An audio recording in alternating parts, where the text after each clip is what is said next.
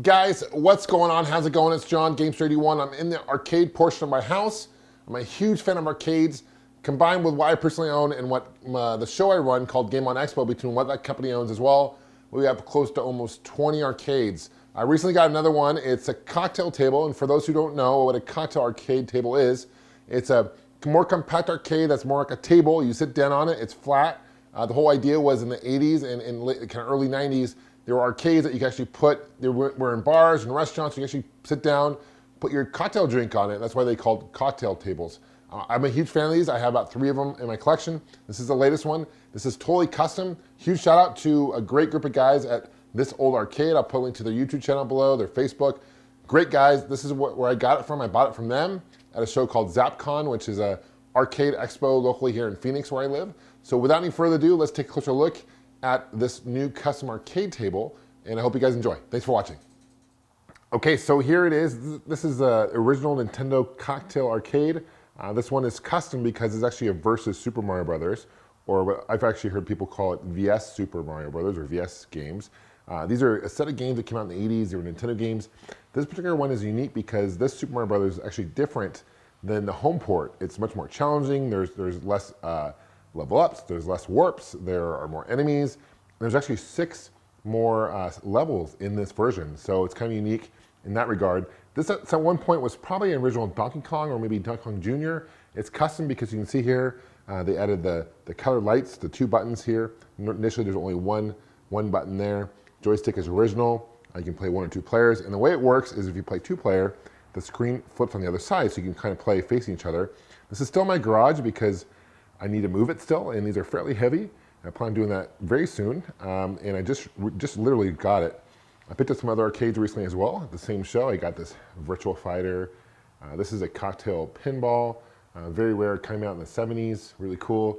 And this is a red tent Nintendo. I gotta get this one working, but it comes with both RBI Baseball and Excite Bike. These are really cool too, but it looks really neat, good shape, but the monitors, I think it's the power supply needs replacement, so I gotta do that.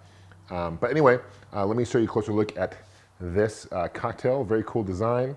You look on the other side. What they did is they took, the Versus Super Mario Brothers were available in both the cabinet, the stand-up cabinet size, as well as the tabletop, or I'm sorry, the red tent. And so what they did was just took this image from the red tent, they added this on there. It's all custom. Now the camera is causing this kind of black line to appear at some points. That is the camera causing that. This image is actually perfect, and if you're looking at it, see how you can kind of see that black line through the camera? It actually is perfect if you're actually looking at it. So let's go ahead and boot this thing up and take a closer look. So I'm going to go ahead and hit the button here and get a credit. You notice that was a little bit different too. And just cruise through this real quick. Some of the level up, you'll notice that some of the items aren't necessarily in this version, as I mentioned before.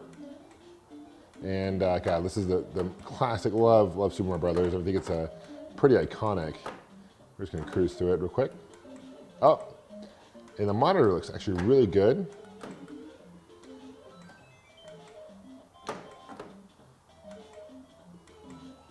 And yeah, so let's see, I'll show you, for example, here, I believe in the original Super Mario Brothers for NES, there's actually an item here, and there's nothing there. That's kind of an example. So you guys can get an idea. But yeah, a really cool item, and let's go ahead and open this up and take a closer look at what this looks like from the inside. Okay, so I have this open up. I just want to kind of show you, again, a little bit different, shows you high score. Again, this obviously is not in the NES version home port. You got the speaker here, and then you have your board over here. It's obviously a little custom here, and the monitor's new. I'm a little hesitant to open this up more because the monitor obviously is on, and even if the arcade's been off for a while, it can still hold a charge, so be careful changing any monitors. You have to ground it first by using a screwdriver. There's techniques online, you can do that. But I just want to kind of show you a closer look at what it looks like.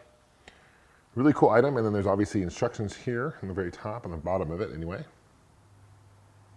There's no on and off switch, so when you power it on, there's no on and off, and then on the very corner here, you can see there's a key to unlock it, and then you can see here, it actually shows the serial number of this particular unit. I'm guessing this probably came out in the early 80s as far as arcade itself goes. I love it. Very cool. Thank you so much for watching, guys. We'll see you guys soon. Take care, and game on.